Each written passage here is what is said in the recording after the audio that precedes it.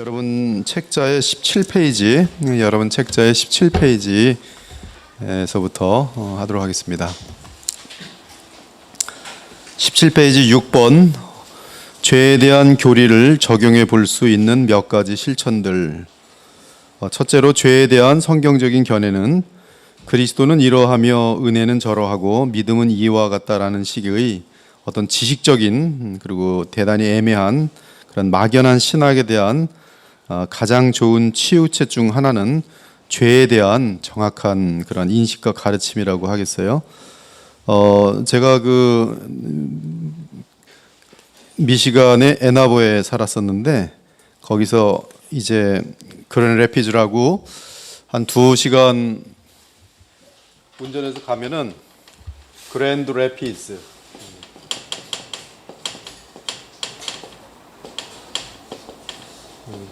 라는 도시가 있어요. 거기는 이제 미국의 모든 기독교 출판사들이 다 모여 있고, 기독교 출판사뿐만 아니라 뭐 상당히 엄청나게 큰 출판사들이 이 그랜드 래피즈에 많이 모여 있어요. 그런데 거기에 또 뭐가 있냐면 퓨리탄 티올로지컬 세미너리, 그 청교도 신학 조엘 비키가 운영하는 학교도 있고요. 그 다음에 이제 칼빈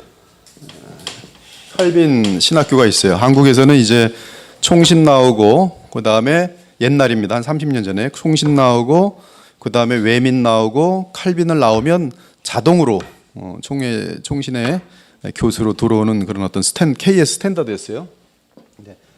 이 캘빈 티올로지컬 세미나리가 가까워서 제가 한번 거기 가서 세미나를 들은 적이 있어요. 근데 그때 죄에 대한 문제를 다루고 있었어요.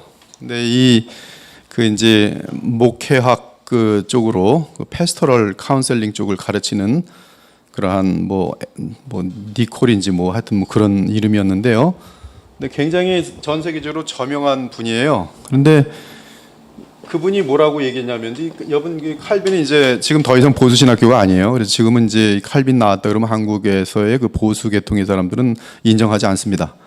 근데 그때 벌써 그 어떤 그런 잘못된 방향으로 흐르고 있는 것이 굉장히 뚜렷하게 났는데, 이 분이 앞에 나가서 이제 설명하는데, 죄라는 것은 더 이상 여러분 그 사람을 괴롭게 하는데 사용하지 말라고, 또 죄에 대한 심판을 더 이상 얘기하지 말라고, 그런 가르침은, 그런 설교는 듣는 성도들의 마음을 아프게 하고 죄책감에 물들게 하고, 그렇기 때문에 죄를 그렇게 얘기하지 말고 지금부터는 여러분들은 죄를 질병으로만 가르쳐라. 그래서 죄가 있으면 여러분들은 병 걸렸습니다. 그러니까 예수님 치유자 되시는 예수님께 오십시오. 그러나 죄 때문에 아파하지도 마시고 치유만 받으면 되는 것입니다. 그렇게 하면 사람들은 아픔을 모르고, 그러나 자기가 병들었다는 걸 알고 하나님에 대한 반감도 없이, 그리고 이제 죄를 낫기 위해서 너무나 자연스럽게 온다는 것이에요. 굉장히 사이컬러지컬리 그 어떤 심리학적으로 대단히 그럴듯한 놀라운 가르침이죠. 그러나 이러한 가르침들은 지옥 같은 것들, 이런 것들을 피하기 시작하고요. 그리고 성경을 이제 하나님의 그 진노하심과 죄에 대한 어미하심과 이런 것들에 대해서 피하게 돼 있어요. 그리고 잘못된 그런 신학 자체가 이제 무너지게 되면서 인본주의 쪽으로 이제 흐르게 되는 그러한 거입니다. 그래서 이제 한 3시간 정도를 강의했는데, 제가 1시간 반 정도 뒤에 듣고 나와서 저건 아닌데 이제 그만두고 가야겠다 했더니, 몇 분 목사님들이 또 한인들이 좀 있어갖고 뛰어나오면서 막 화들이 나서 막 그런 거예요. 이게 뭐 도대체 말이야, 죄를 가지고 농담으로 만드는 그런 시대가 되었다고. 저 유명한 학자도 말이야, 이제 이런 식으로 말하는 한국 교회가 이제 또 세계 교회가 어떻게 바뀌겠는가. 이제 지금 여기도 마찬가지입니다. 지금 라일도 이미 상당히 많은 그런 사람들 중에 죄에 대해서 이제는 그것을 굉장히 약화시키는. 그렇지만 지금 저희 교회 같은 경우는 죄에 대한 더 분명한 선포를 함으로 말미암아 내가 얼마나 무서운 죄인인지를 알 때 예수님의 그 은혜가 한없이 크고, 또 죄로 말미암아 그 상태에 있을 때 하나님의 영원하시고 무서운 진노에 대해서 인식할 때 우리는 그 하나님의 공의와 또 그에 맞먹는 그러한 하나님의 사랑을 무한하게 알 수가 있는 것이. 아무튼 이 죄에 대한 이러한 그럴듯한 설명들은 따스한 것 같지만 사실은 사람들로 하여금 죄와의 싸움을 격려하지 못하고 그좀 병들었구나. 병들었고 정말로 그렇게 인식이 되니까 그 병들어도 다 잘 사는데 뭐 죄라는 병 걸리고도 뭐 행복한데 이러면 이제 죄의 문제를 해결할 만한 그런 소지가 전혀 없어지는 것이죠. 그러한 애매한 신학은 일상생활에 아무런 영향을 미치지 못하며 특히 어떤 면에서 거룩을 이루는 면에서 또한 죽음 앞에서 평강을 주지 못한다. 왜? 죄의 문제가 해결됐다라는 확신이 없기 때문에. 그러한 신학에 물든 자들은 종종 그들의 신앙이 견고하지도 못하고 실제적이지도 못하다는 것을 뒤늦게 발견하곤 한다. 사람들은 그들의 죄로 인해 지옥의 위험에 처해 있다는 것을 실제로 느끼기 전에는 절대로 천국을 향하여 마음을 정하고 순례자처럼 살아가지 않는다. 참 J.C. 라일이 지금 한마디 한마디 하는 것이 대단히 깊죠. 죄로 인해 지옥의 위험을 처절하게 알 때만이, 그것이 히브리서를 공부할 때도 4장에서 나오는 내용인데요. 죄에 대해서 너무나 처절하게 노출될 때에만이, 그리고 죄에 대한 하나님의 심판이 타당하다는 것을 알 때만이, 이번 화요일 날 설교에 정말 율법으로 말미암아 의롭다 하는 그 길을 가려고 하는 사람들의 어리석음이 얼마나 강한지를 열심히 선포했어요. 얼마나 무서운지 몰라요. 그렇죠? 예수님의 말씀에 의하면 예수님이 농담하시는 게 아니잖아요. 마태복음 5, 6, 7장에 나가라 하는 자마다 지옥불에 들어간다. 사실이거든요.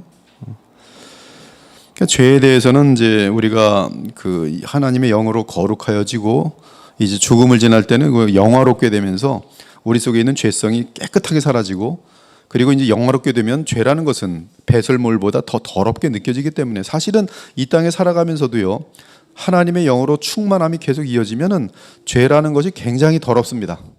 실질적으로. 그리고 또 더 놀라운 것은 여러분이 지극히 거룩한 삶을 살려고 정말로 마음을 다할 때 하나님은 완벽한 섭리 가운데 여러분의 죄를 다 막아내세요. 철저합니다. 조금도 그 어떤 그 여유를 갖지 않도록 해요. 하나님이 사랑이시죠. 분명한 사실은 그들이 그리스도께로 와야 할 필요를 알지 못한다면 사람들은 예수님께 나와 그분과 함께 거하며 그분을 위해 살 수 없다는 것이다. 성령께서는 누군가를 그리스도께로 인도하시기 전에 죄에 대하여 책망하시죠. 죄에 대하여 책망하십니다. 그래서 성령께서는 우리를 그리스도께로 인도하심과 함께 반드시 죄에 대한 무서운 책망을 갖게 됩니다. 저도 제 짧은 인생 가운데 죄에 대한 성령의 책망을 체험했어요. 너무 무섭더라고요. 저번에 리차드 백스터의 영원한 안식을 번역할 때도 그때 제가 한 2-3시간 아마 무릎 꿇고 두려워서 덜덜 떨면서 우리 자녀들과 또 주변에 믿지 않는 사람들이 지옥에 들어갈 것을 생각하면서 그 공포 속에 상당히 오랫동안 있었습니다. 그러니까 얼마나 기도를 많이 하게 되는지 몰라요, 그 영혼들을. 최고의 죄는 하나님께서 아들까지 주신 그 사랑을 거부하는 것이죠. 그것이 최고의 죄입니다. 죄를 제대로 알 때 바울은 영적으로 깊어갈수록 나는 죄인 중에 괴수라.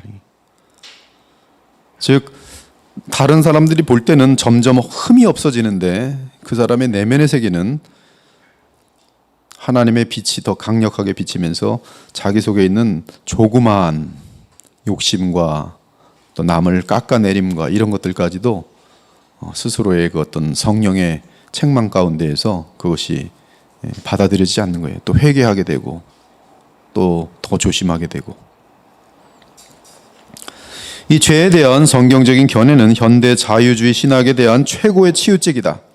현대 자유주의 신학은 진리에 대한 모든 정통교리를 부정하고 모든 것이 옳으며 모든 사람이 맞고 결국 모든 사람이 구원을 얻을 것이라고 주장하며 사람들을 설득하려 한다. 얼마나 무서운 내용입니까? 자유주의에 물든 사람들이 생각보다 많고 자유주의에 물든 교회들이 허다합니다. 허다해요. 굉장히 많아요. 그래서 이 자유주의를 가르치는 그러한 이제 내용들은 만인구원설, 즉 하나님은 지옥 같은 거 만들어 놓지 않으셨다. 뭐 그런 식의 가르침들 많고요.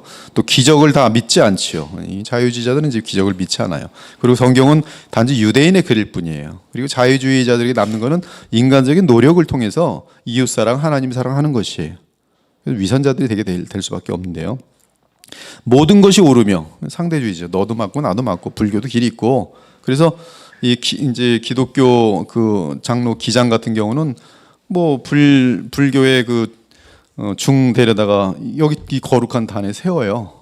그래서 저번에 그 한나라당 잠깐이지만 목사 하나가 뭐 하여튼 그 대표로 있으면서 과도기를 넘겼잖아요. 그 사람이 그 기장 쪽의 목사였는데 그 교회가 정확하게 매년마다 성탄이 되면 중들 데려와서 설교시키는 그 목사예요. 모든 것이 옳으면 모든 사람이 맞고 결국 모든 사람이 구원을 얻을 것이라고 주장하며 사람들을 설득하려 한다. 자유주의 신학은 그리스도의 속죄, 마귀의 인격성, 성경이 말하는 기적. 그래서 이들은 오병이어 같은 경우도 그거는 뭐 무슨 예수님께서 떡 5덩어리와 물고기 2마리로 5,000명을 기적을 통해서 먹인 게 아니고 사람들은 다 도시락을 들고 다니는데 몰래 숨기고 자기만 먹으려고 하는데 애가 자기 것을 다 내놓으니까 양심에 걸려서 나도 여기 있어, 나도 여기 있어. 그래서 다들 냈더니 서로 먹고 남아가지고 그렇게 많이 남았다. 숨겨 다니고 있었던 음식들을 다 내놔서 그렇게 서로 나눠주는 삶을 보여주는 교훈이다. 이 내용들을 이제 바꾸는 거죠. 근데 그렇게 내용을 바꾸면 인간들이 볼 때는 상당히 그럴듯하지만 그 내용은 사실은 예수님이 하나님의 아들이심을 나타내는 그 증거의 내용이거든요. 근데 이런 거하고는 전혀 관계없는 인간들의 도덕적인 교훈을 만들죠. 그래서 이런 기적들을 다 믿지 않습니다. 장래의 형벌의 실제, 지옥 같은 거, 영원성 등 이 모든 진리를 믿는 것은 그릇된 신앙이라고 주장하면서 이러한 진리를 떨쳐버려야 기독교가 현대 사상에 더 잘 받아들여질 수 있다고 설득한다. 그러나 이런 인본주의를 깨트리는 최고의 가르침은 죄에 대한 성경적인 견해를 정확히 배우는 것이죠. 셋째는 죄에 대한 성경적인 견해는 형식적이며 의식적인 기독교 신앙에 대한 최고의 치유책이다.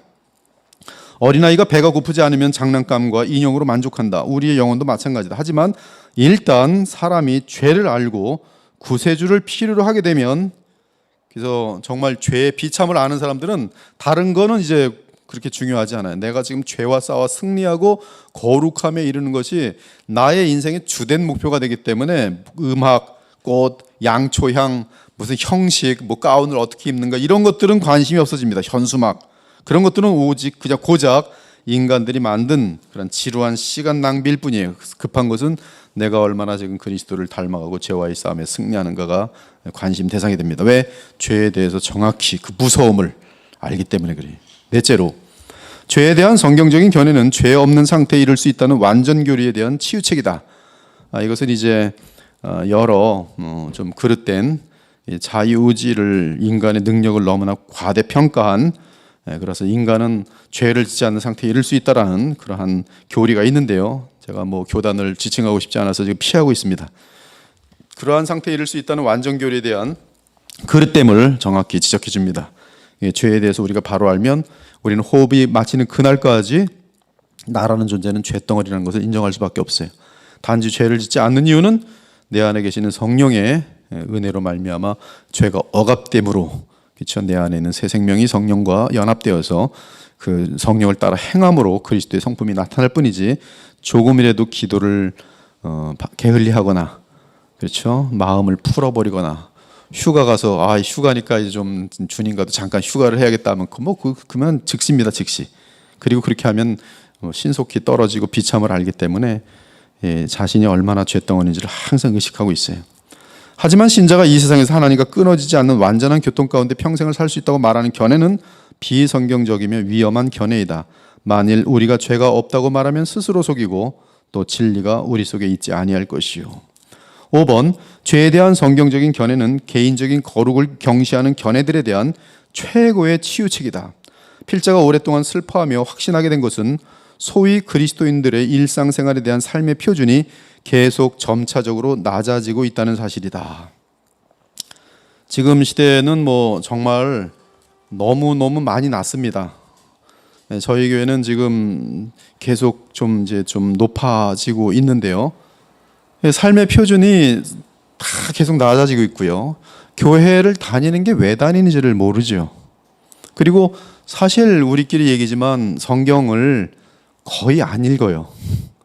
성경을 거의 안 읽어요.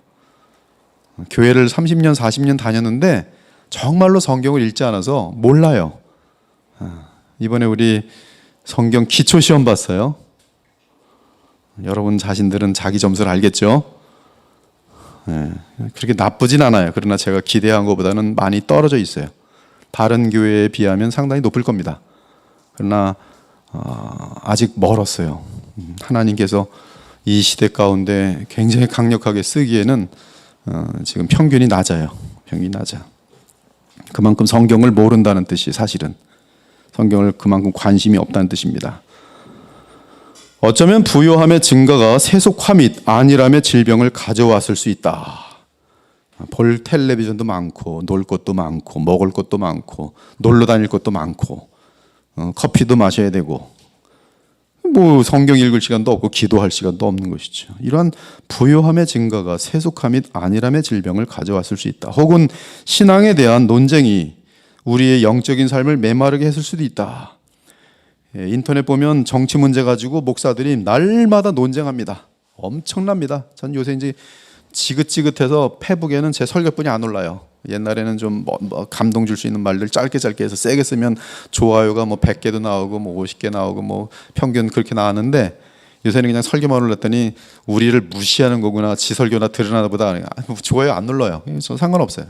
제 목적은 말씀 증거기 때문에.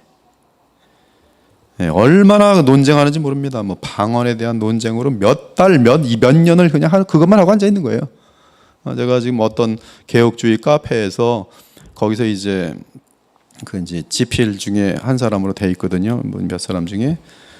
근데 거기 보니까 지금 뭐 몇 달째 그냥 뭐 맨날 논쟁하고 있는, 끝까지 고집들 안 꺾으면서 뭐 무슨 유명한 사람들 글 계속 올리는데 지긋지긋해요. 지긋지긋해.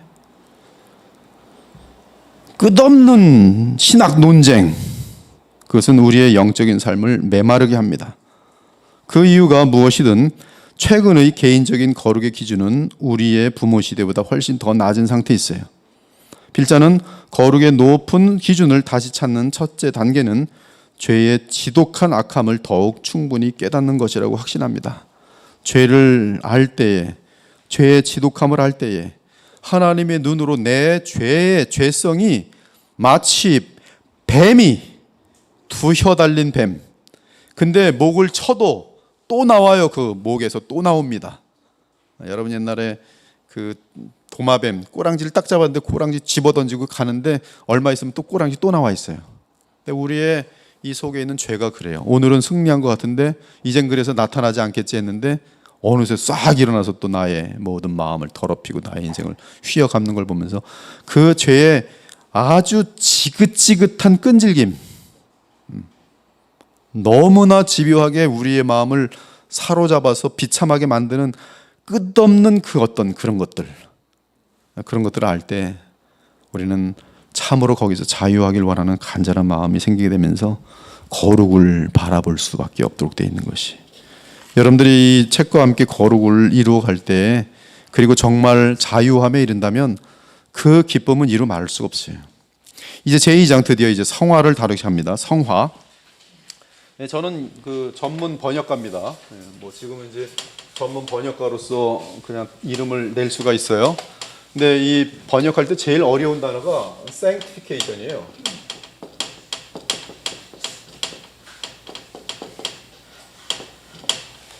제가 이제 아스왈드 챔버스 책을 한 50권 정도 되는데 제가 한 40권 정도 지금 번역하고 한 10권 정도가 아직 남아 있어요. 근데 이 책을 번역할 때 제일 어려웠던 단어가 이 sanctification이라는 단어였어요. 왜냐하면 성경에서는, 개역개정에서는 거룩이라고 돼 있고 그 조직신학에서는 이것을 성화라고 돼 있어요. 근데 sanctification이 또 그 개념상은 찌춤, 정결케 함, 뭐 굉장히 많은 뜻이 나올 수가 있는 거예요. 근데 그러면서 그 시행착오를 상당히 오래 하다가 드디어 찾아냈어요, 정확하게. sanctification은 뭐라고 번역하면 가장 정확하냐 하면 거룩하게 함이에요. 그 다음에 홀리니스는 거룩이에요. 이건 100%의 완전한 거룩이고요. 이 거룩함이라는 것은 예수 그리스도의 그 거룩을 향하여 나아가는 것인데, 그 나아갈 수 있도록 처음에는 거룩의 생명, 찢겨짐, 거룩의 어떤 그런 것이 우리에게 임해야지만이 거룩함을 향하여 나아갈 수 있어요. 그래서 이 sanctification에 대해서는 두 가지로 번역하면 정확하게 맞아요. 하나는 거룩함 또는 성화. 이 책이 이번에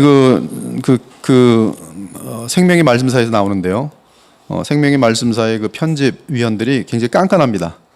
근데 이러한 부분에 대해서 이렇게 번역을 해서 줬는데 아직까지 한 번도 이 질문이 오질 않았어요. 마음에 든다 이거죠, 번역이. 아무튼 지금 성화를 다루게 돼요. 그들을 진리로 거룩하게 하옵소서. 여기 보면 거룩하게, sanctify, sanctification하고 연결되어 있어요. 진리로 그들을 성화시켜 주옵소서. 거룩하게 하옵소서. 예수님을 닮게 하옵소서. 아버지의 말씀은 진리이다. 정확하게 성화라고 볼 수가 있어요. sanctification. 거기 밑에 보면 그 커멘트를 붙여놨죠. 성화, 거룩함. 성경에서 성화는 두 가지 의미가 있다. 첫째는 구약시대 제사장 및 성막과 성전에 쓰이던 기구들처럼 하나님만이 사용하실 수 있도록 구별하여 바치는 것을 의미하고, 구별됨, 하나님을 위하여 따로 떼어짐. 둘째는 하나님께 헌신된 사람에게 나타나는 순종의 행위들을 의미합니다. 순종하면 할수록 거룩하여짐, 그리고 성화됨. 이 과에서 성화의 의미는 후자의 의미입니다. 즉 예수 그리스도를 닮아가고 점점 더 하나님 말씀을 순종함이 깊어지고 넓어지는 것이죠. 아무튼 하나님의 뜻은 이것이니 너희의 거룩함이라. 너희가 거룩하여지는 과정이라. 이 성화는 대단히 중요한 주제입니다. 성경에 따르면 우리가 거룩하여지지 않고는 구원을 받을 수 없어요. 우리가 구원을 받으려면 세 가지가 필요한데 그 세 가지는 칭의, 중생, 거룩함입니다. 칭의는 법적인 것이고요. 중생은 생명에 관한 부분이고요. 거룩함이라는 것은 그 생명이 살아있음을 나타내는 그런 분명한 증거입니다. 그래서 거룩함이 없다는 것은 중생이 보장되지 않고요. 중생이 보장되지 않으면 그의 칭의도 보장될 수가 없습니다. 그러므로 이 세 가지 중에 하나라도 부족하면 그 사람은 하나님이 보시기에 참된 신자로 확증될 수가 없습니다. 그런 부족한 상태에서 죽는 사람은 결코 천국에 들어가지 못할 것이, 어떤 사람이 나는 정말로 몇 월 며칠 날 예수님을 영접받고 나는 진심으로 예수님이 하나님의 아들인 것도 믿어지고 홍해 갈라진 것도 믿어지고 그렇게 다 신앙 고백을 하는데, 신앙 고백은 잘했어요. 그리고 심지어 교리까지도 믿어졌어요. 웨스트민 신앙 고백 저는 다 마음으로 다 동의합니다. 그런데 그 동의는 지적 동의라는 데 문제가 있어요. 이것으로 구원을 받는가? 야고보서는 보장하지 않아요. 야고보서는 마귀도 믿고 떠느니라. 마귀도 지적 동의를 한다는 것이, 마귀까지도. 그래서 구원받지 않은 상태 속에서 지적 동의가 가능하지만 구원하는 신앙은 바로 행함으로 나타나는 믿음인 거죠. 여기 행함은 순종이에요. 이것을 자꾸 행함이라는 것을 가지고 좀 인본주의 성향이 있는 이 인간 사회를, 도덕을 생각하는 사람들은 자꾸 이 행함을 도덕인 줄 알아요. 윤리자입니다. 윤리하고 저 도덕이 절대 아니에요. 야고보서 2장에 보면 거기에 샘플로 나온 사람은 기생라합이 반역자가 돼서, 자기 조국의 반역자가 돼서 하나님 나라의 스파이들을 숨겨줬는데 그게 무슨 윤리적이며 도덕입니까? 믿음으로, 하나님에 대한 믿음으로 그는 그 믿음을 행위로 나타냈어요. 그 믿음의 행위예요. 믿음의 행위. 즉 그가 믿기 때문에 그 믿음은 반드시 그러한 위험을 각오하고 잡히면 죽는 거 아니겠어요, 기생라합이. 그러나 하나님을 경외하는 그 믿음이 그로 하여금 하나님 나라의 스파이를 이 여리고성에 숨겨주는 행위로 나타났다. 이거는 뭐 윤리도 아니고 도덕이 아니고. 그 다음에 이 야고보서 2장에서 또 나오는 그 이 행함의 샘플은 뭐냐면 아브라함이 그 아들 이삭을 바침으로, 오직 믿음으로 의롭다함을 받은 것이 아니라 행함으로 의롭다함을 받았다. 이때 행함은 하나님께서 이삭을 바치라 했으니 주님을 믿고 그를 바치는 행위죠. 이것은 지금 도덕적으로 볼 때 전혀 빵점이죠. 성경에서의 많은 행위들은 믿지 않는 사람들이 볼 때는 욕이 나오는 행위들이 굉장히 많지요. 그것이 바로 믿음의 행위입니다. 그러나 상당히 아주 교묘한 가짜 교사들은 도덕으로 이것을 하고 마치 이제 뭐 좀 자기네들끼리 인간들끼리 도덕을 비교하면서 저건 뭐 도덕적으로 저러니까 가짜다. 근데 도덕적으로 문제가 있는 것도 문제죠. 왜냐하면 십계명에 뭐 상당히 많은 내용들이 도덕과 관련되어 있기 때문에 분명히 도덕적으로도 뛰어난 것은 맞습니다. 그러나 행함이라는 그 의미가 이러한 의미로 국한되지 않는다는 데에서 오히려 거꾸로 그들이 전혀 이해할 수 없는 그러한 행함이 성경이 말하는 행함이라는 것을 정확히 알지 못하면 우리는 성경의 내용을 곡해할 수가 있어요. 쉽게, 아주 쉽게 곡해합니다. 그래서 다시 인간의 의를 부추기는 율법주의로 돌아가게 만들어요. 그리고 바리새인들이 서로 되는 거예요. 안 들키기만 하면 되는 거죠. 그래서 이러한 어떤 행함이 없는 모습, 또한 물론 이제 도덕적으로, 그렇죠, 뭐 횡령이란 건 뭐 거짓말죄, 남의 물건을 훔치는 죄 굉장히 많이 걸리는 거 아니겠어요? 십계명을 다 어기는 거란 말이에요. 근데 그런 어기는 것을 가지고 수십 년 동안 해온 사람, 과연 그의 믿음은 하나님을 경외함이 있는가? 하나님이 하신 말씀을 존중히 여기는 진심이 있는가? 다 퀘스천 마크가 되는 것이죠.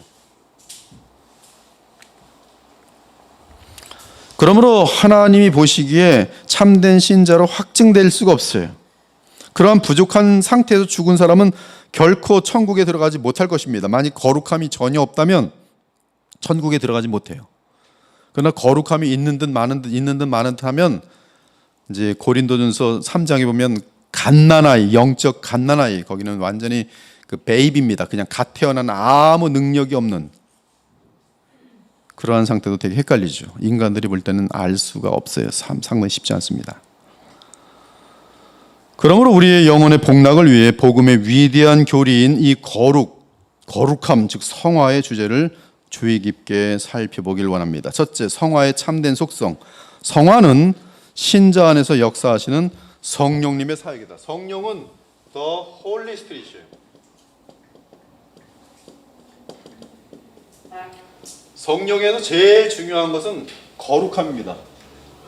성경 전체에서 이 성령의 가장 주된 사역은 예수 그리스도의 주되심, 만왕의 왕이시오 만유의 주되심을 그걸로 인하여 보냄을 받은 그리스도의 영이시기 때문에 성령의 주된 사역은 그리스도의 주되심을 주의 백성들로 하여금 이끄는 거예요. 즉 성령이 충만하면 할수록 예수 그리스도의 주되심을 인정하면서 주님의 말씀에 순종하여지는 사람으로 만드는 것이 성령의 가장 중요한 보냄받은 목적입니다.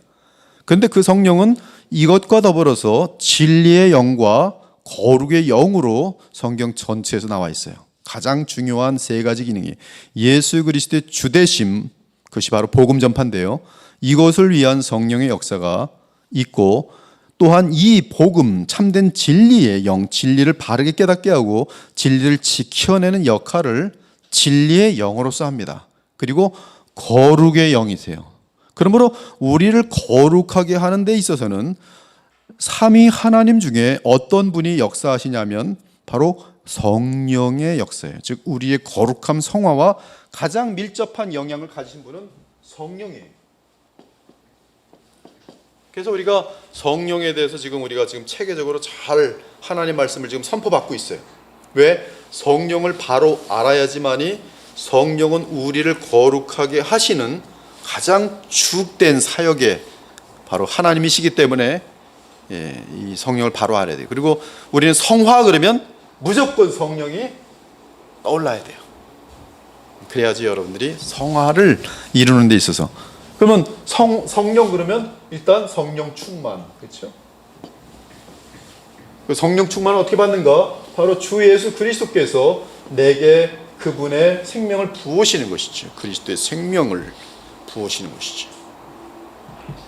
그래서 성령께서 그리스도로부터 오셔서 이미 우리 안에 좌정하여 계시지만, 그러나 성령은 하나님이시기 때문에 무소부재하신 분으로서 그리스도와도 함께 계시고 동시에 또한 그리스도로부터 나오시면서도 우리 안에서 우리의 심령을 속사람을 강하게 하고 우리를 주장하는 것이죠. 우리가 그분께 나를 의탁하면 성령님 나를 인도하소서. 우리는 성령께 나를 의탁할 수 있어요. 그것은 아주 타당한 기도입니다. 또한 예수님께 성령을 보내주옵소서.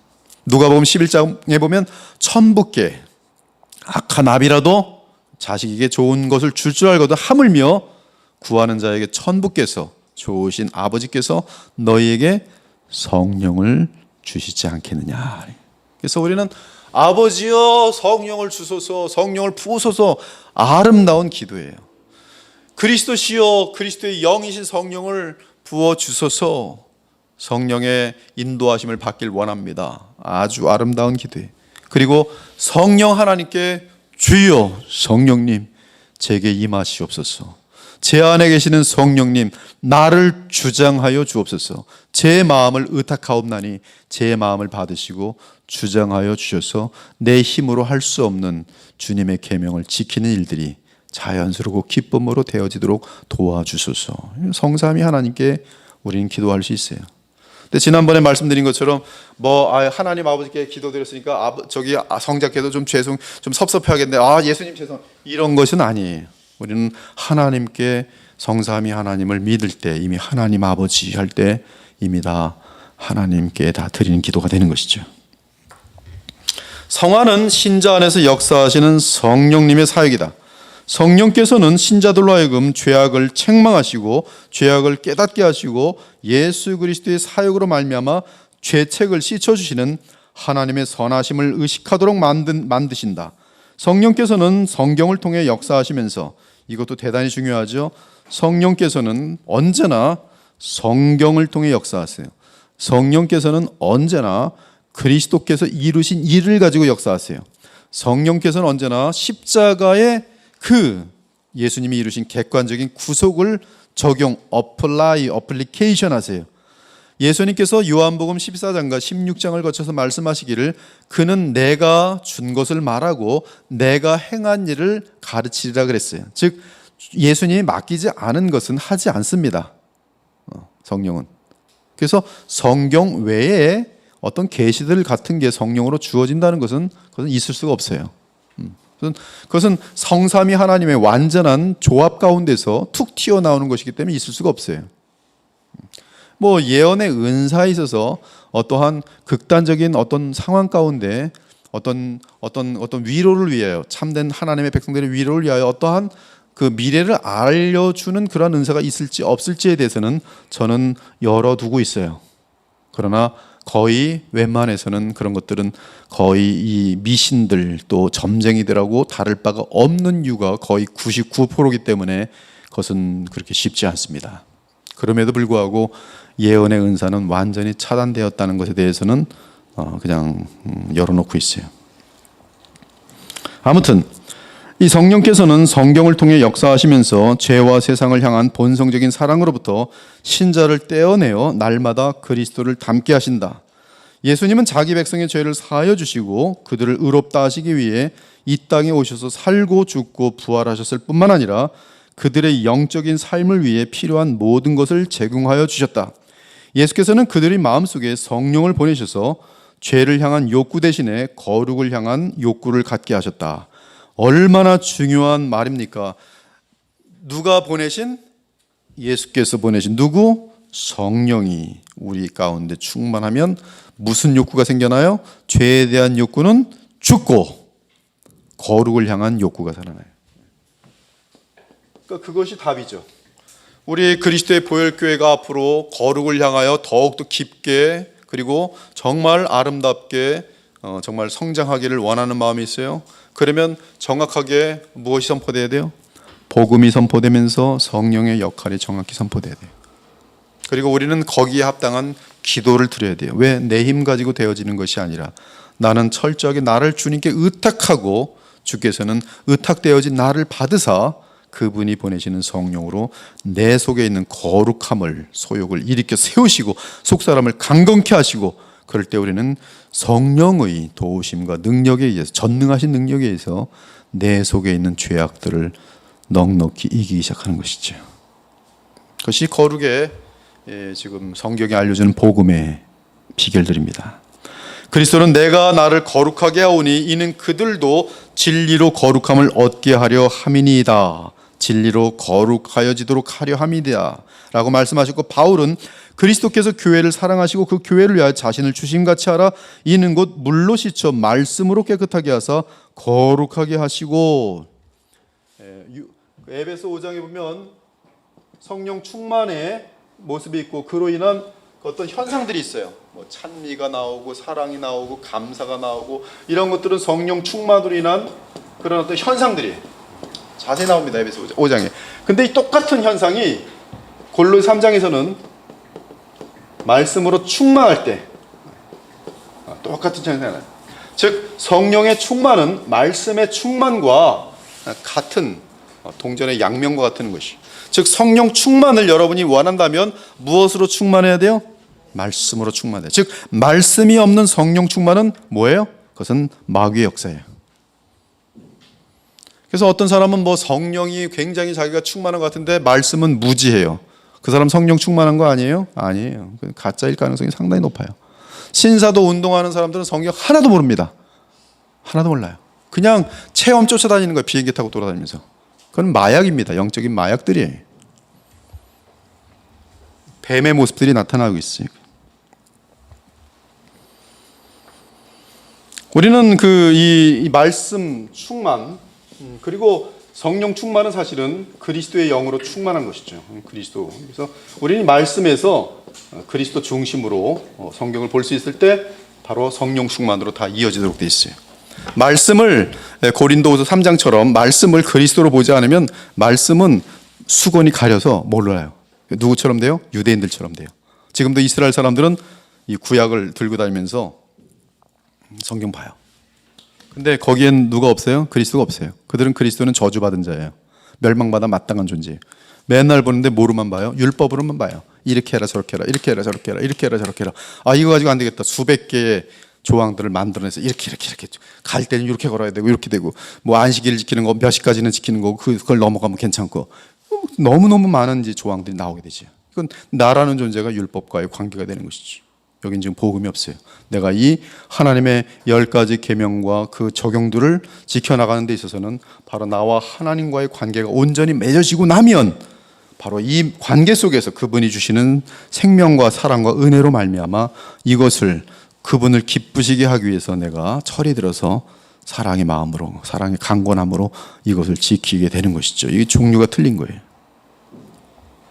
그래서 우리는 이 성령의 충만은 거룩함을 이어가는데, 이 거룩함은 결국 말씀이 없이는 되어질 수가 없어요. 그래서 여러분들도 오늘 참 이렇게 이제 목요일 날 오셔서 이 시간을 듣는 사람, 1시간 반을 매주 목요일 듣는 사람과 매주 목요일 안 듣는 사람과 처음에는 비슷한 것 같지만 몇 년 지나면 차이가 크게 나요. 여기 와서 정말로 그냥 뭐 졸다가 하고 막 그런 게 아니고 정말 거룩함을 배워서 정말 제대로 하나님이 기뻐하신 삶을 살겠다고 진심을 가지면 이러한 시간들은 여러분들에게 굉장히 많은 이러한 말씀을 배우면서 성령 충만으로 이어지도록 돼 있어요. 그래서 어느 날 자기 수십 년 동안에 이기지 못했던 죄성이 해결되어지는 것을 발견할 수 있을 거예요. 이러한 구절을 읽고 이해하는 신자들은 그리스도께서 우리를 의롭다 하시며 또한 거룩하게 하시는 것을 깨달은 것이다. 그리스도로부터 나오는 성령이 우리를 거룩하게 하시고 그리스도께서 이루신 구속이 우리를 의롭다 하시죠. 필자는 성화의 분명한 속성이 무엇인지 정의하기 위해 몇 가지 언급을 하고자 한다. 1.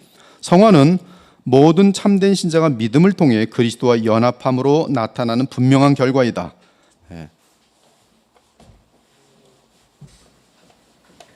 여러분, 믿음이라는 게 지적 도기가 아니고요, 나의 인생을 거는 게 믿음이에요.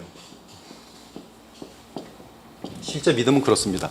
재판관 같은데 재판 같은 거 벌어질 때 보면요, 이건 사실은 다 믿음 싸움이에요. 재판관이 정말로 굉장히 총명해서 누가 과장하고 누가 어떤 조작을 하는지 그걸 볼 수 있어야 돼요. 아주 공의로운 재판관이라면, 하나님을 경외하고 지혜가 충만한 재판관이라면 이 재판 하나에 얼마나 많은 저 나라 전체까지도 바뀔 수가 있는 거예요. 그러니까 신중하죠. 근데 이 재판을 할 때 제일 중요한 게 믿음 부분이 믿음. 남녀 부부가 결혼을 계속 하고 살 거냐 아니면 이혼할 거냐의 가장 중요한 부분은 믿음이에요. 믿음이 있으면 깨어지지 않습니다. 그러나 믿음이 깨어지면 그 다음부터는 힘들어요. 이 사람 지금 이렇게 말을 하는데 거짓말 저번처럼 또 하는 건가? 벌써 신뢰가 깨진 거예요. 믿음이란 것은 그렇게 간단한 게 아닙니다. 너 그렇게 생각해? 나 동의해. 이게 믿음이 아니에요. 믿기 때문에 그 사람 편에 서는 거예요. 그리고 이 믿음이 만약에 일종의 굉장히 그래서 모험 같은 경우도 포함돼요. 다 거는 겁니다. 다 거는 거예요. 근데 그리스도께 우리가 나의 지정을 다 동원해서 그분을 의지하고 믿으면 그 믿음이라는 것은 인격과 인격 사이에 관계가 형성되기 때문에 이것이 연합이 되게 돼 있어요. 연합. 영적으로 연합이 되겠어요. 그래서 영적인 연합은 오직 믿음으로만 되어집니다. 제가 오병재 목사님을 믿습니다. 제 뒤통수를 때리지 않을 거라고 믿어요. 그러니까 거기서 이제 연합이 되는 거예요. 마음이 일체가 되는 거예요. 전혀 걱정할 필요가 없어요. 어딜로 무엇을 하든지 상관이 없는 거예요. 믿음입니다. 믿음. 지금 우리가 예수 그리스도를 믿으면 예수 그리스도와 그 믿음에 의해서 연합되는 거예요. 그리고 예수 그리스도는 나를 너무나 잘 아시기 때문에 나의 그 믿음을 받아주시고 연합하여 주십니다. 근데 이때 연합되면 그 그리스도께서는 지금 만유해 주시고 만왕의 왕이시며 또한 성령을 보내실 수 있는 그러한 자격을 갖고 계시기 때문에 자연스럽게 성령이 우리에게 흘러 넘치게 돼 있어요. 이미 우리에게 성령이 와 계시지만 처음 믿을 때는 이제 없던 성령이 들어올 것이고요. 온 다음에는 예수 그리스도께서 그 성령과 함께 우리를 충만하게 채우시는 것이죠. 우리 안에서. 즉 충만하다는 것은 성령의 다스림이 내 안에서 점점 강하는 것이죠. 무엇을 통해서? 내가 그리스도께 믿는다는 것은 주님이 말씀하신 대로 나는 순종하겠습니다 할 때 주님께서는 그 순종할 수 있도록 내게 어떤 거룩한 어떤 파워를 부어주신 거죠. 그런 거룩한 파워가 바로 성령과 연결되어 있죠. 속 사람을 강하게 하는 그런 것이죠. 그래서 이 믿음으로 연합되면 예수 그리스도로 말미암아 우리가 성령으로 강건하게 되는 것이. 여러분 이러한 정확한 교리를 다 알지 못해도 저 같은 경우는 신학자이기 때문에 이런 것을 지금 교리적으로 다 정립해 나가지만 이걸 다 알지 못해도 예수님을 정말 그냥 사랑하면 성령에 대해서 다 알지 못하는데도 똑같은 현상은 발생돼요. 그래서 나도 모르게 그렇죠? 내가 성령이 어떻게 역사하는지 이걸 다 알지 못해도 주님 믿습니다. 그리고 정말로 나를 맡기고 주님 시키는 대로 해보려고 하면 이 논리는 다 몰라도 누가 와요? 그리스도는 성령을 보내실 것이고 성령 우리 속에 와서 우리의 속사람을 어딘지 모르지만 막 강력하게 하시면 그 사람은 저절로 그냥 찬양이 막 넘치고 그래서 초등학교뿐이 안 나왔는데도 정말 진심으로 예수님을 믿는 사람은 그게 다 변화되는 거예요. 정말 실질적인 역사들이 나타나는 것이. 그래서 뭐 술을 먹으면서 집안을 날마다 그냥 뒤집어 던지던 사람이 복음을 믿고 회개하고 눈물을 흘리면서 내 인생을 청산하겠습니다. 주여 내 인생을 주님께 던집니다. 받아주옵소서. 밤새도록 눈물을 흘리고 무식한데 근데 정말로 확 변화되는 거예요. 그래가지고 사람들이 동네 사람들이 보면 저 사람 방금 얼마 전에 저런 사람인데 어떻게 저 무식한 사람이 저렇게 될 수 있는가? 누구의 역사예요? 성령의 역사예요. 놀라운 일이 많아요. 그러나 이제 신학자들의 유익은 성경을 더 깊게 연구하는 사람들 이런 것까지 말씀을 통해서 다 배우고 알게 되는 것이죠. 정확하게 보는 것이. 이런 것을 알 때는 좀 더 나의 삶에 생각에 요동이 있을 때 이 신학적인 성경 말씀에 근거한 체계들이 나의 생각을 계속 붙들어주기 때문에 더욱더 바르게 갈 수 있도록 하는 힘이 되어지죠. 그래서 이런 것들은 되게 중요합니다. 그래서 지금 이 거룩에 대한 J.C. 라일의 내용을 배우는 거는 몰라도 여러분 거룩한 삶을 살 수 있어요. 그렇죠? 예수님 사랑하고 순종하고. 그러나 이 내용을 자세히 알면 체계적으로 내 마음 생각하는 것이 thinking이 사고가 로마서 8장에 보면 육의 사고가 있고요. 성령의 사고가 있어요. 근데 하나님 말씀에 따른 사고가 나를 주장하기 때문에 그 부분도 이 성령의 인도하심을 따르는 생각을 할 수 있어요. 예, 제가 존경하는 드 프라프라는 분은 인간에게 있어서 성령의 역사의 가장 큰 부분은 사고다, 생각이다. 우리가 가장 변화되지 않는 부분은 사고다. 로마서 12장에 보면 우리의 사고가 세상을 물들지 아니하고 하나님을 따라 생각하는 것으로 정확히 표현되어 있어요. 세상을 물들지 아니하고 하나님을 따라 생각하는 게, 그것이 바로 거룩함이에요.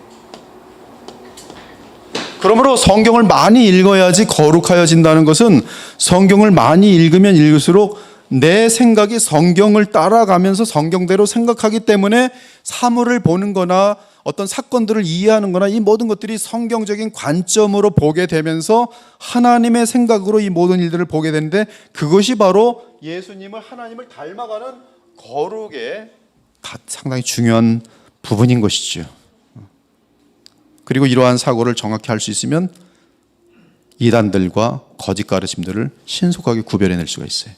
그래서 이러한 사고들은, 이러한 훈련들은 지금 대단히 중요한 것이. 그래서 온전한 신학을 배우는 것은 이 시대에 엉터리들이 너무나 전 세계적으로 많은 때에 너무나 귀한 것입니다.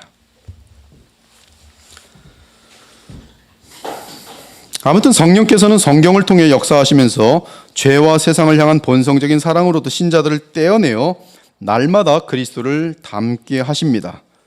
그리고 예수님은 자기 백성의 죄를 사하여 주시고 그들을 의롭다 하시기 위해 이 땅에 오셔서 살고 죽고 부활하셨을 뿐만 아니라 그들의 영적인 삶을 위해 필요한 모든 것을 제공하여 주십니다. 1번으로 넘어가죠. 성화는 모든 참된 신자가 믿음을 통해 그리스도와 연합함으로 나타난 분명한 결과이다. 그리스도는 그가 내 안에, 내가 그 안에 거하면, 이것이 어떻게 그분 안에 거할 수 있어요? 믿음으로 예수님을 의탁하고 붙들고, 믿음으로 주님 안에 거하고, 주님이 내 안에 거하면 사람이 열매를 많이 맺나니, 이 열매는 바로 성화의 열매들이, 성령의 열매들이, 성품입니다. 일상의 삶에서 영적인 열매를 맺지 못하는 자는 그리스도 안에 있는 자가 아닙니다. 이 부분이 되게 어려운 것이에요. 30년이 지났는데 조금도 변화가 없다. 그건 거의 죽은 생명이죠. 그 사람 거듭난 사람이 아닐 가능성이 높지요.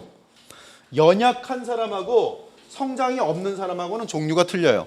성장이 없는 사람은 그냥 죽은 가짜들이, 그러나 태어났지만 과거에 옛사람은 있을 때 죄성이 너무나 깊어서 변화되고 싶은 마음이 있지만 넘어지고, 그러나 다시 일어나서 또 넘어지고, 그러나 또 일어나고 회개하고 가는 사람은 생명 있는 사람이에요. 그리고 어느 날 성령의 도우심으로 말미암아, 생명의 성령의 법의 역사로 말미암아 그는 어느 날 이 한 단계에서 패스해요. 근데 패스하면 끝나는 게 아니고요, 패스하면 또 다른 시험이 따가요. 나 이 부분은 괜찮은 줄 알았더니 이 부분도 내가 굉장히 나쁜 사람이었는데, 난 질투 같은 건 모르는 줄 알았더니 질투라는 게 내게 있었네. 그리고 또 다른 그동안 의식하지 못했던 자신의 어떤 숨어있는 죄성을 또 발견하게 돼요. 그래서 또 이 문제 가지고 또 이제 또 싸우게 됩니다. 그래서 하나하나 나의 속에 있는 숨겨진 죄성들도 다 계속 해결해 나가는 것, 성령의 도우심으로. 그것이 바로 우리 인생이,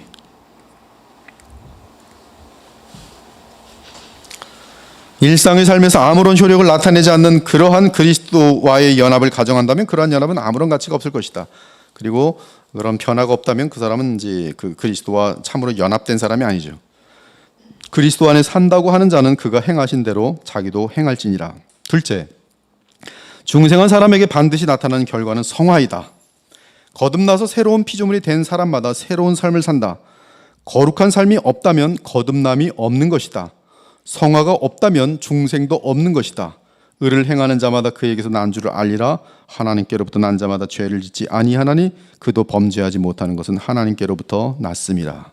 성화는 참된 신자의 구원에 반드시 필요한 성령의 내주하심의 가장 분명한 증거이다. 즉, 그 사람 안에 성령이 내주하신다면, 분명히 성령의 내주하심은 무엇으로 나타나고 있냐면 그 사람을 거룩하게 하는 역사로 나타나기 때문에, 거룩하게 하는 이 역사가 없다는 것은 그 사람 안에 성령이 내주하지 않다는 뜻이에요. 성령이 내주하지 않다는 것은 가짜지요.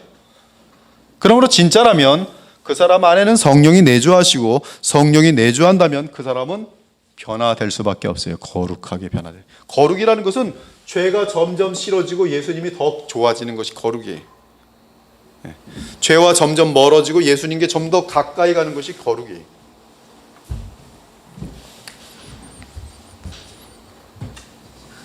대단히 중요한 내용들을 찝고 있어요. 이 지금 내용들이 이 원래 이 J.C. 라일의 그 거룩이라는 책은 굉장히 커요. 근데 지금 이게 쉬운 판으로 굉장히 잘 요약이 되어 있습니다. 누구든지 그리스도의 영이 없으면 그리스도의 사람이 아니라. 성령께서는 결코 가만히 계시지 않고 언제나 신자의 성품과 삶 속에서 열매를 맺게 하심으로써 그의 내주하심을 드러낸다. 만일 이러한 열매가 없다면 그 사람 안에 과연 영적인 생명이 있는지 의심해 보아야 한다. 바람이 불면 그 영향에 의해 우리가 바람을 알듯이 우리는 사람들의 삶 가운데 나타나는 열매 또는 영향에 의해 성령이 그 사람 안에 있는지를 알 수 있다.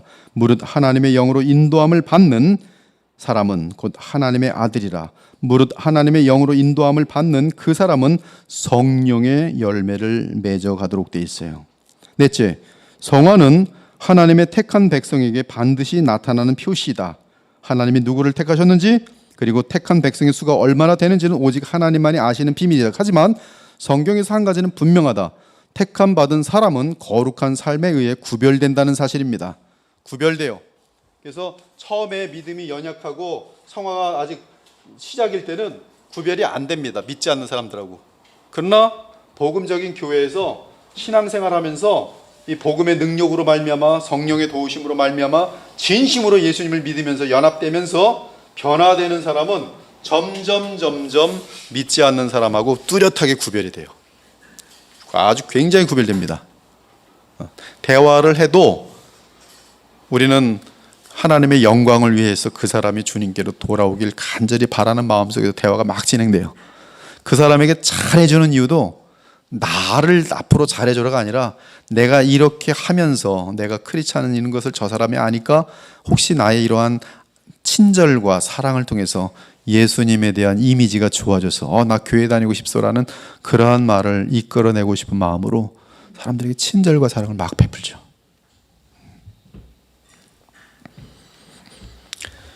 성화는 하나님의 백성에게 반드시 나타나는 그런 표시입니다. 택함 받은 사람은 거룩한 삶에 의해 구별됩니다. 곧 창세전에 그리스도 안에서 우리를 택하사 우리로 사랑 안에서 그 앞에 거룩하고 흠이 없게 하시려고. 여기 거룩하고 흠이 없게 하시려고는 최종 목적이에요. 구원 받았어요? 구원 받아서 탁 하고 갑자기 흠과 점도 없는 사람으로 뛰는 게 아니란 말이에요. 그래서 거룩이라는 문제는 그렇게 쉽지가 않아요.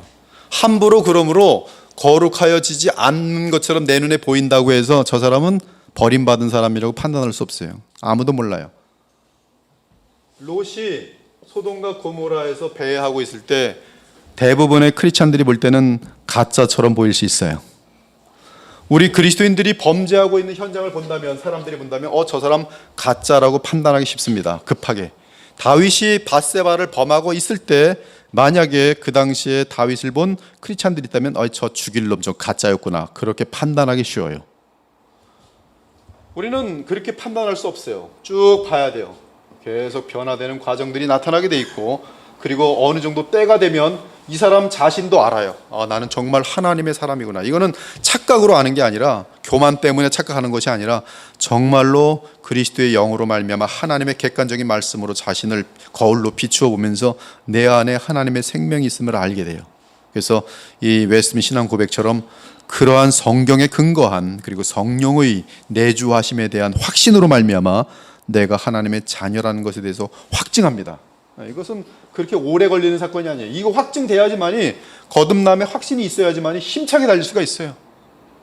비록 쓰러지더라도, 연약하더라도 나는 하나님의 자녀인 것이 너무나 확실하기 때문에 내가 질소냐 다시 일어나서 주님 도와주시옵소서 하고 또 달려요. 그래서 오뚜기처럼 일어나서 계속 달려가다 보면 또 나를 넘어뜨렸던 그러한 죄악들에 대해서 또 어느새 또 이기고, 또 더 예민한 죄의 문제까지도 이제 또 도전하면서 더욱더 예수님을 닮아가는 자신을 발견할 수가 있는 것이.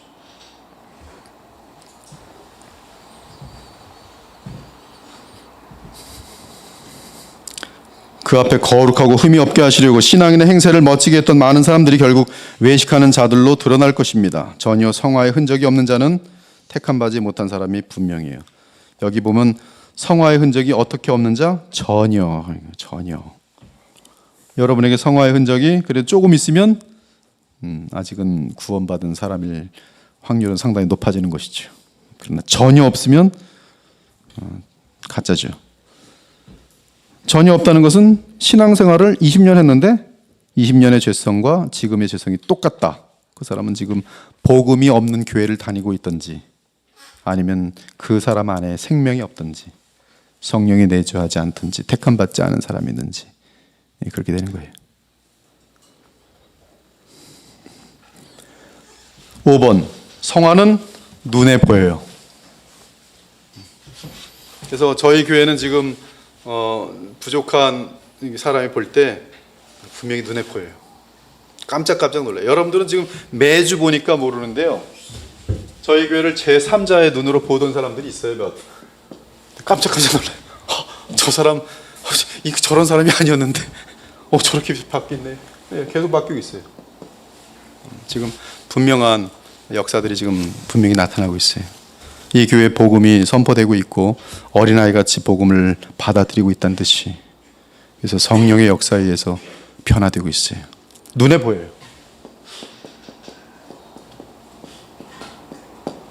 보염?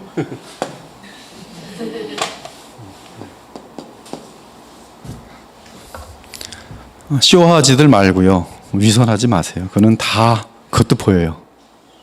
저 사람은 생명이 없는데 속은 지독히 교만한데 되게 아주 겸손한 척하네. 그것도 보여요. 그냥 어린아이 같이 진실하시면은 가장 많이 변화돼요. 성화는 눈에 보여요. 나무는 그 열매로 알아요. 열매가 맺혀봐야 그것이 포도나무인지 무화과 나무인지 알 수가 있어요. 그것이 보리인지 밀인지 열매가 나야 알 수 있어요.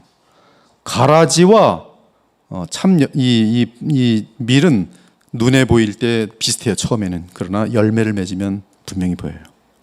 그러므로 여러분들이 하나님의 자녀인 것을 스스로도 확증하고 공동체 내에서도 서로 확증받고 싶으면 열매를 맺으면 돼요. 열매가 없으면서 난 크리스찬이에요, 믿어주세요. 뭘 그래요? 눈에 보이게끔 생명의 열매가 나타나면 되는 것이거든요. 열매로 알아요. 거룩하여진 참신자는 그의 신앙생활 가운데 결점은 있을지라도 겸손으로 무장되어 있어요. 성령이 역사하실 때 가장 기초된, 기본되는 가장 중요한 태도는 겸손이에요. 겸손. 나는 죄인으로서이다. 나는 하나님 앞에 죄인입니다. 주님의 도우심이 없으면 나는 죄밖에 지을 수 없는 존재입니다라고 인정하는 것이. 그래서 나를 더 이상 의지하는 것조차 내가 너무나 잘 알기 때문에 내가 나의 결단과 나를 의지해봤고 해서 했는데 나는 잘해보자고 했지만 뒤에 나온 결과들 보면 독선과 위선과 거짓과 과장과 더러움들과 배악과 이기적인 것들이 보이면서 나는 죄인 중에 괴수라. 그러나 예수 그리스도를 그러므로 붙들 수밖에 없고 그리스도를 붙들고 그냥 주님이 시키는 대로만 하려고 하다 보면은 어느새 변화되어 있는 자신을 볼 수가 있는 것이 겸손이. 그러므로 겸손치 않은 사람은 성령 충만한 사람이 아니요 성령과 거슬러 가는 사람이에요. 성령을 따르지 않는 가장 중요한 특징은 교만이, 거만함이, 건방짐이, 무질서예요. 자기 멋대로 하는 것이. 자기 멋대로 한다는 것은요, 이거는 정말 무서운 거예요. 무서운 거예요.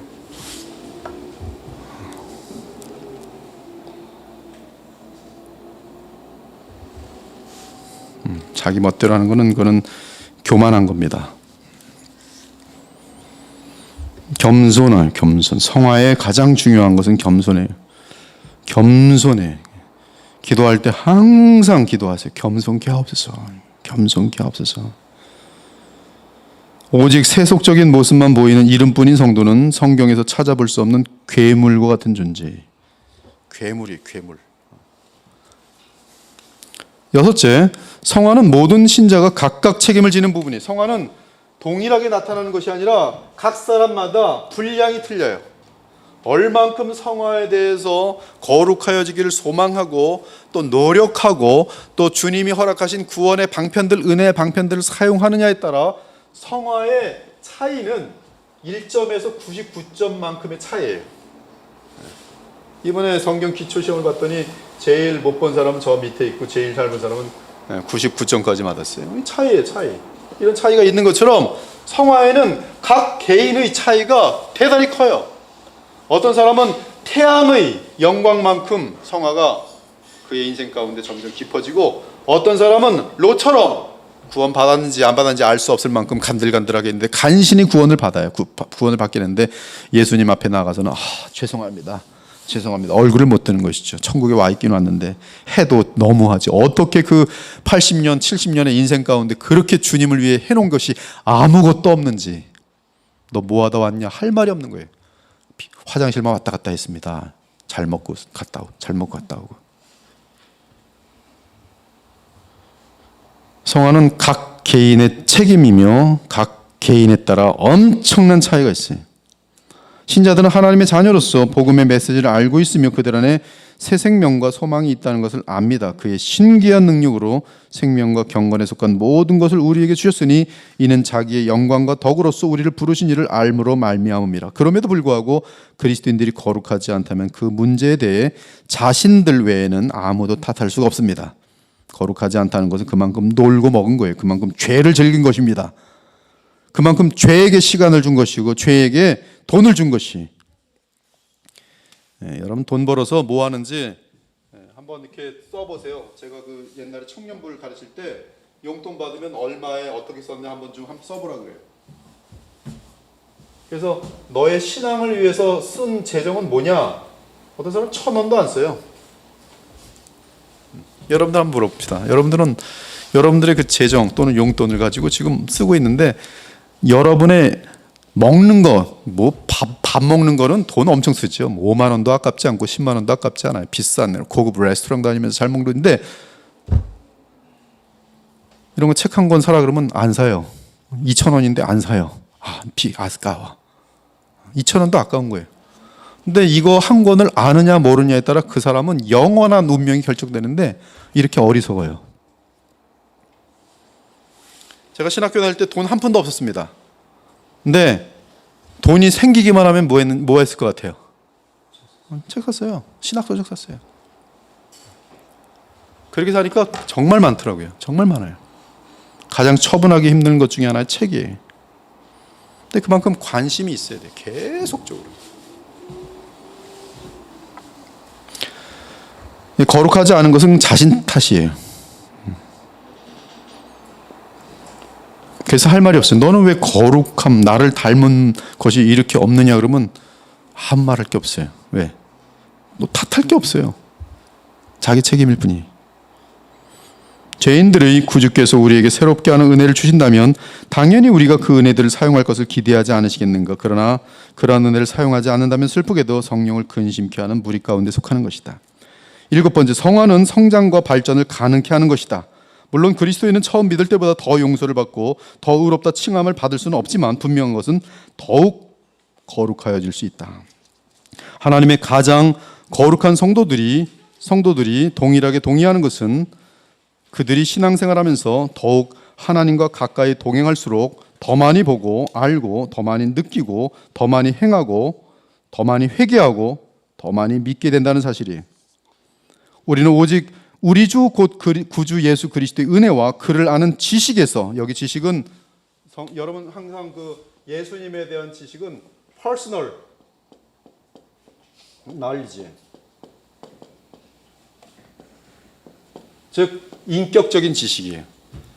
시간을 가지고 부부가 서로 사랑하면서 서로 알아가는 것은 뭐 우리 아내가 머리카락이 몇 개고 뭐 눈이 어떻게 생겨 그거 얘기하는 게 아니라 나는 나 아내를 알아. 그것은 뭐냐면 그의 모든 성품과 인격의 성격들과 이런 것들을 안다는 뜻이.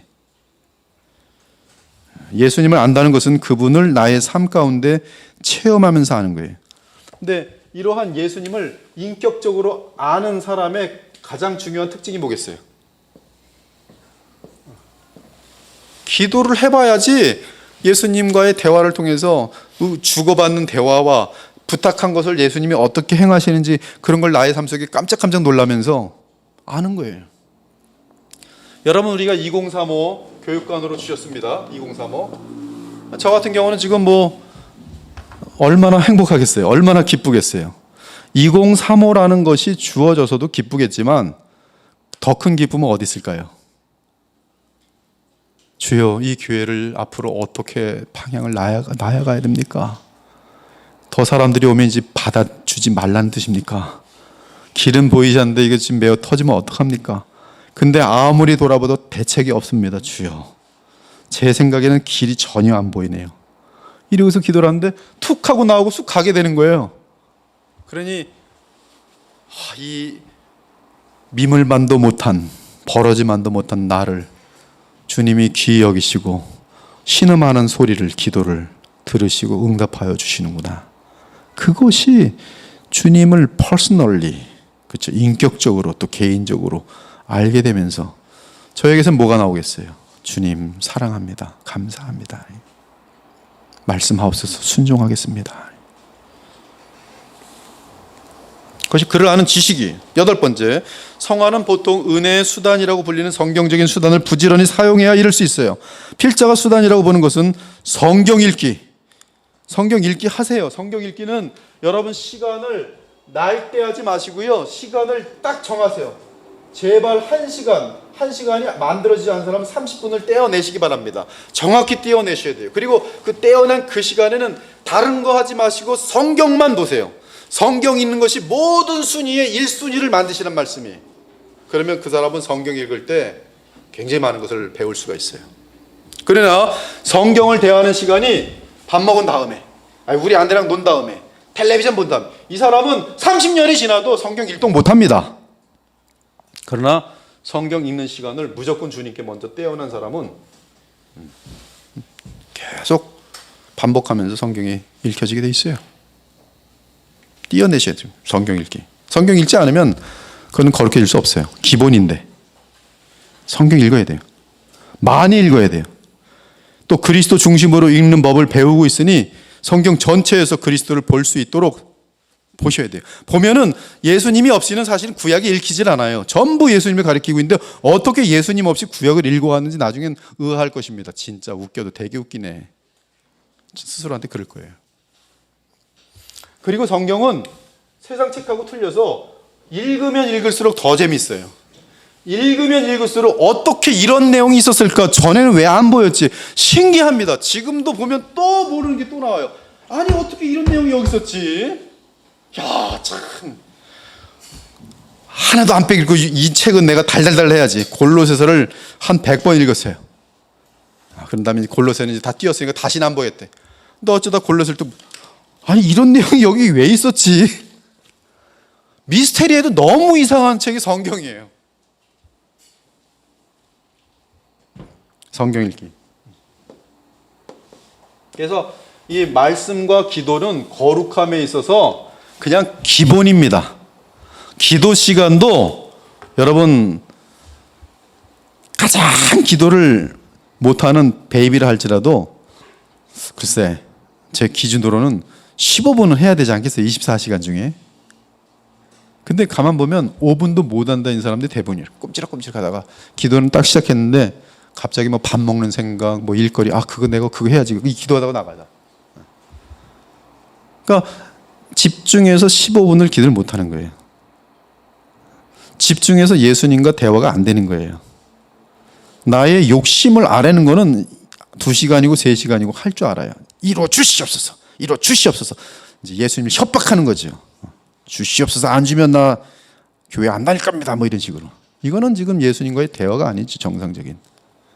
근데 예수님과 정상적인 대화를 그분과만 단둘이서 15분 이걸 통과해서 그 다음 30분 그 다음 1시간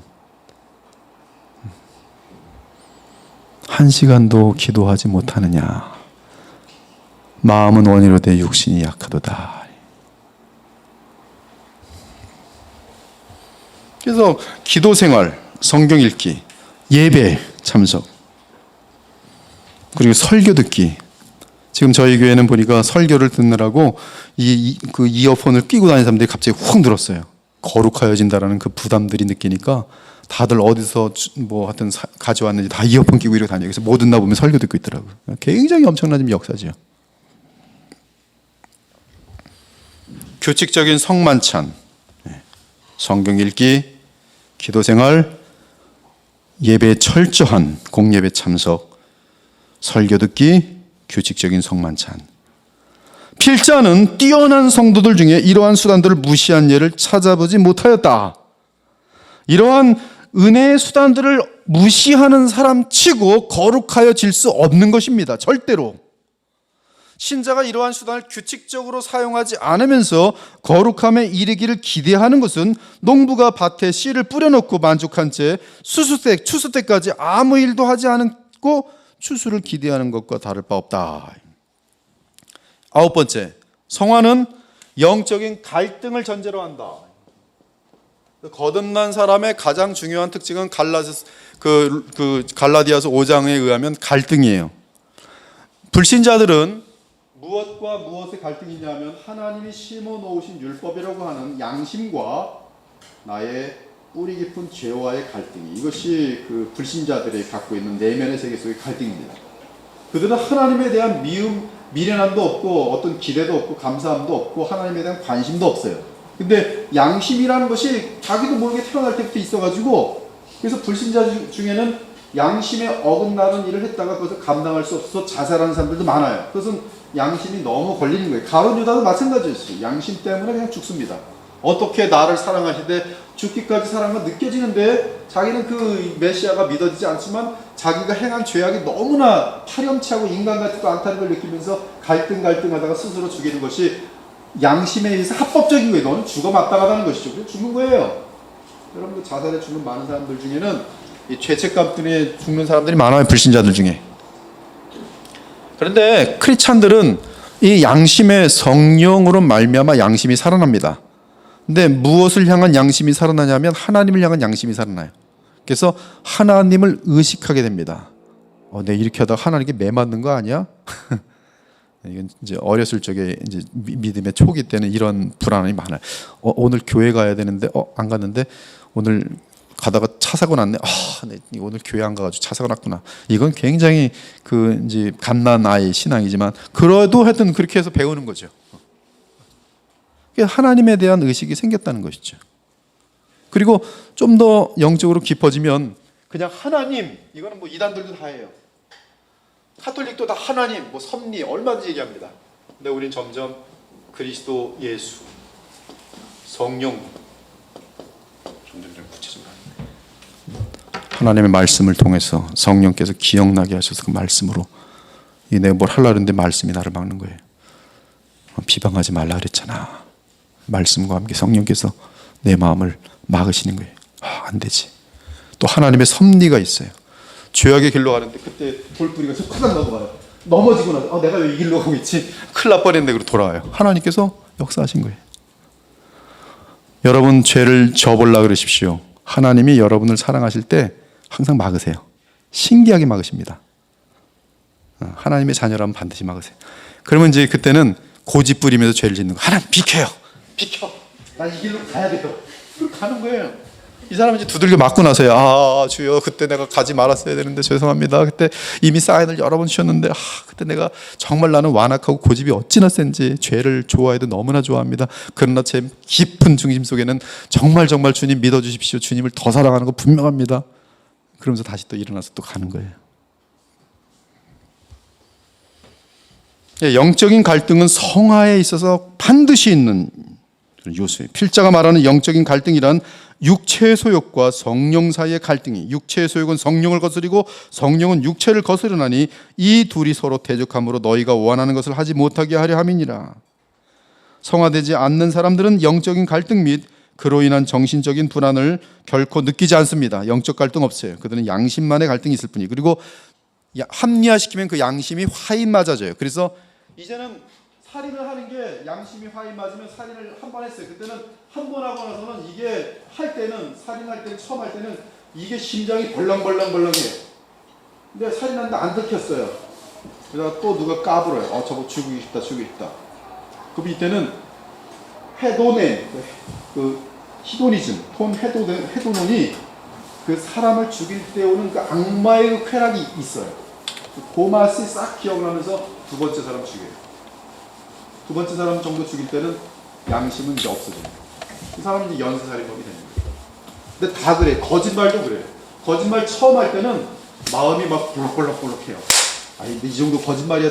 사람은 다 하는 거지. 그리고 거짓말을 밀고 나가죠. 자기 양심을 그냥 죽이는 것이죠. 성령께서 역사하는. 여러분 그 성경을 자세히 보십시오. 성령의 역사하고 양심의 역사는요 붙어 있어요.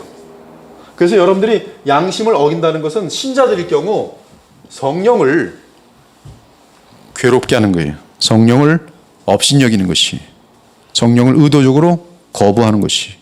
그래서 여러분들이 그 양심, 신앙 양심에 예민해서 그 양심을 잘 지킨다면 여러분들이 그 참된 평강 같은 것들이 많이 느껴지도록 돼 있어요. 아무튼 신자는 내면적으로 강렬한 전쟁을 치르면서도 평안한 양심을 누릴 수 있다.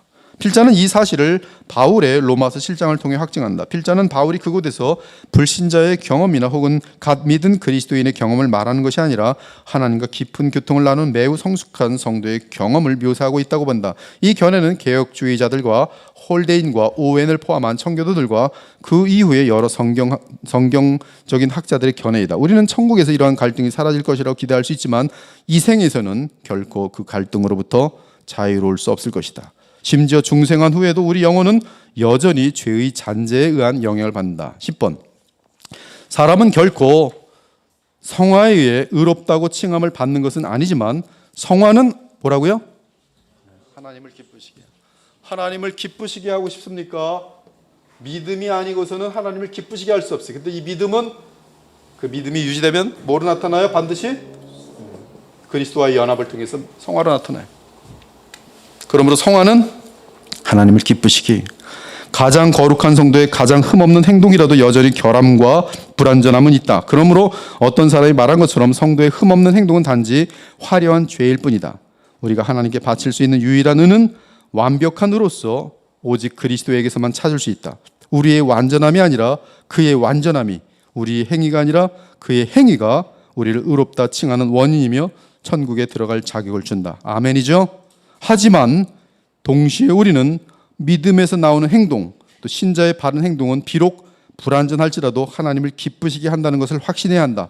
부모가 그들을 기쁘게 하려는 어린 자녀의 불완전한 노력을 보고 즐거워하듯이 우리 프레니가요, 항상 제가 가면 아주 자기 입냄새가 나는 뭐 이렇게 공 같은 걸 갖고 오는데 정말 손으로 만지기도 싫어요.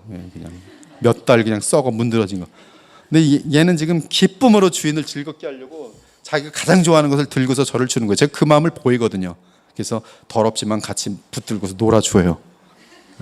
하나님도 우리에게 있어요. 우리가 지금 주님을 기쁘시게 하는 의라는 것은 더러운 옷일 뿐이, 그러나 그 마음이 갸륵하고 이쁜지라 아우 이렇게 맛있는 걸 갖고 와서 이렇게 좋은 걸 갖고 와서 칭찬하시면서 하나님은 그걸 받으세요. 그리스도 안에서. 여러분 헌물을 내면서 조금도 기고만장하지 마십시오. 그것은 어처구니 없는 것이. 여러분의 헌물을 주님이 받아주신다면 무한하게 감사해야 돼요. 정말 사랑하고 존경하고 하는 사람에게 선물을 줬는데 안 받아줄 줄 알고 줬는데 그가 받을 때 그냥 기뻐 좋아서 난리가 납니다. 우리는 주님께 드리는 헌물이 주님이 참으로 받으신다면 그냥 감사의 눈물을 철철 흘려야 돼요. 그런 개념이 아니라 무슨 뭐 동창회 회비 내는 것처럼 헌물 내면 그거는 아무것도 모르는 거예요.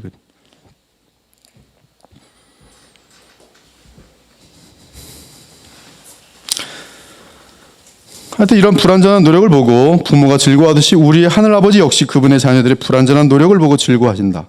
주께서는 단지 우리 행동의 양과 질을 보시기보다 우리의 의도를 보신다. 참 아름다운 말이죠. J.C. 라일 하여튼 너무나 아주 참 훈련된 의도, 나의 중심, 의도는 무엇인가? intention. 제일 중요해요. 똑같은 행동인데 의도가 틀려요. 똑같이 밥을 사는데 한 사람은 그 사람하고 정말 가치 있고 사랑하고 싶어서 밥을 사는 것이고 한 사람은 정치하는 거지. 정치. 내가 원하는 것이 따로 있는데 밥을 사주면서 어떤 심리적인 그런 정치를 하는 것이죠. 이 뒤는 아주 간교하고 악한 정치꾼들이고 전자는 아름다운 것이 똑같은 행인데요. 숨은 의도.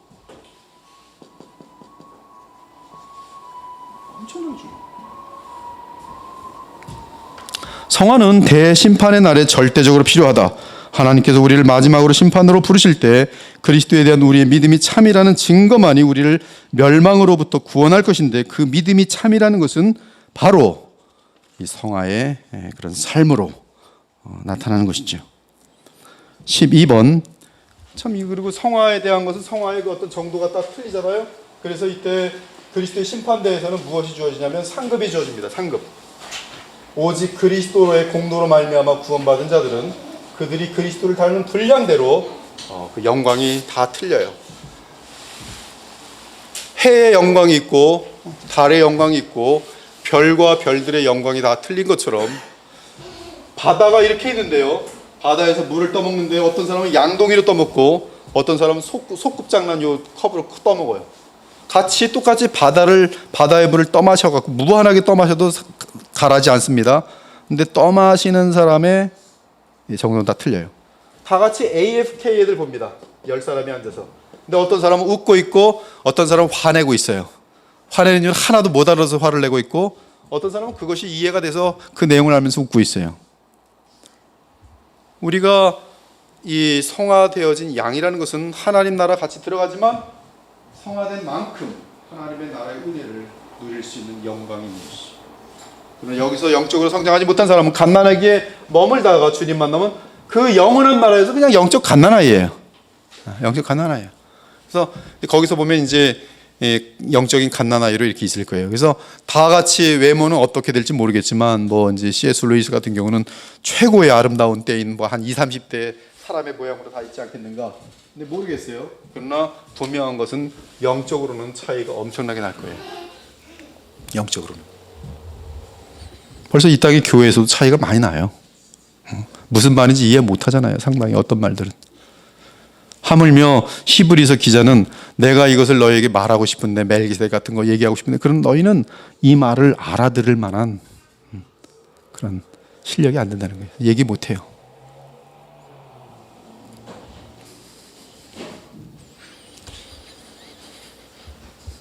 성화는 우리가 천국을 준비하는 데 필요하다. 대부분의 사람들은 죽음과 함께 천국에 들어가길 소망한다. 하지만 그들이 그곳을 즐거워할 것인지에 대해서는 고민한 사람이 없다. 천국은 근본적으로 거룩한 곳이다. 그곳 시민들도 거룩하며 하는 일들도 거룩하다. 천국에서 행복하려면 이 땅에 머무는 동안 그곳에서 살 준비를 해야 하는 것은 분명하다.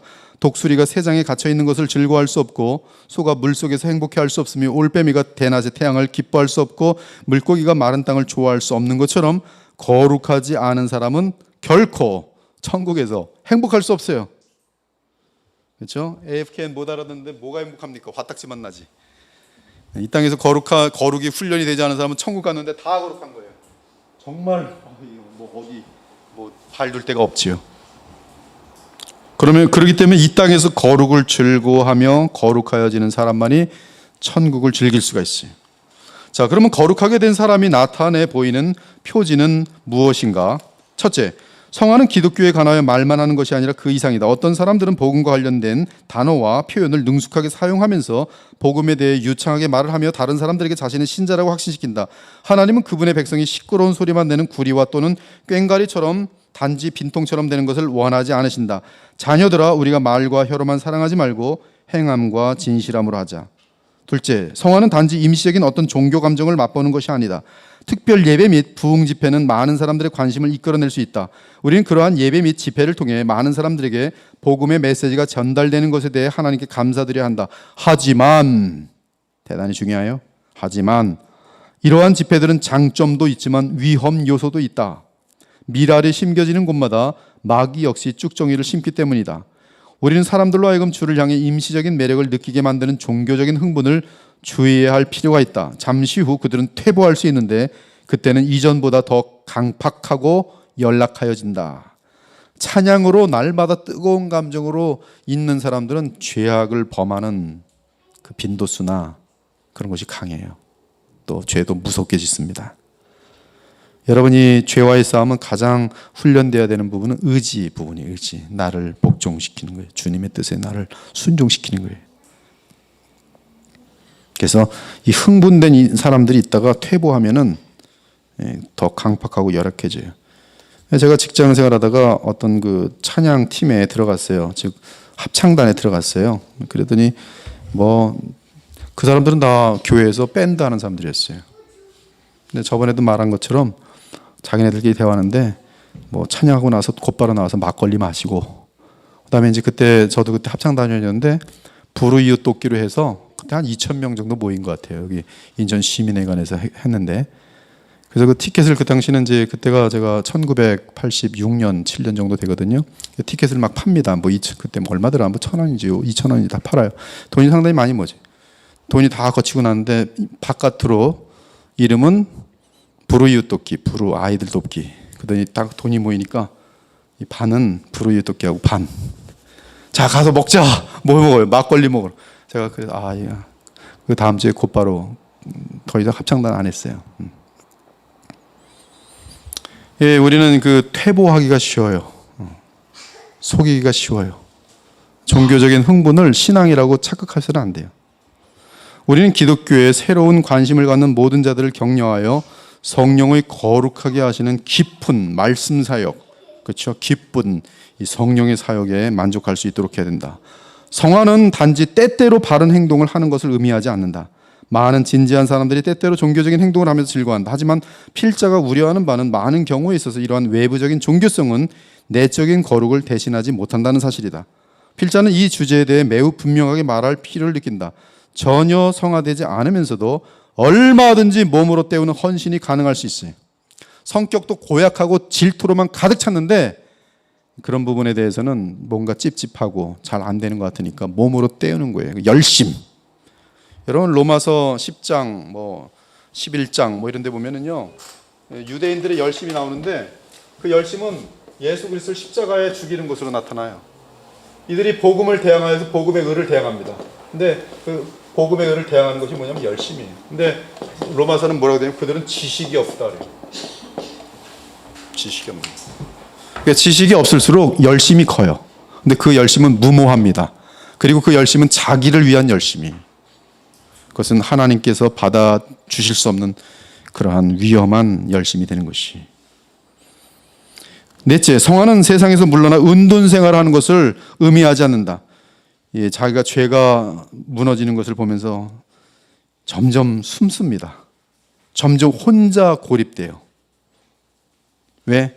사람들을 만나면 말실수하고 또 죄를 짓는 것 같으니까 두려워서. 이것은 그러나 잘못된 것이, 그거는 참된 성화가 아니죠. 성화라는 것은 내가 그리스도를 만남으로 말미암아, 그렇죠? 처음에는 그럴 수 있어요. 충분히 내가 그리스도와 함께 어느 정도의 어떤 자리에 이를 때까지는 만남이 어쩌면 회피돼야 될지 모르겠어요. 내가 너무나 연약하니까. 그러나 그것이 항상 계속되면 안 된다는 거예요. 즉 수도승처럼 되면 안 되는, 성경적인 거룩이 아니에요. 은둔 생활을 하는 것을 의미하지 않는다. 매 시대마다 세상에서 물러나 은둔 생활을 하는 것을 성화의 지름길이라고 믿는 자들이 있다. 하지만 우리가 어디로 가든 죄의 근원인 우리의 마음을 가지고 가죠. 그래서 문제는 은둔 생활이 문제가 아니라 은둔 생활에도 죄덩어리인 내 마음이 거기 있는데 문제가 있어요. 참된 거룩은 온상에서 간신히 견디는 허약한 식물이 아니라 일상생활에서 번성할 수 있는 강하고 단단한 식물이다.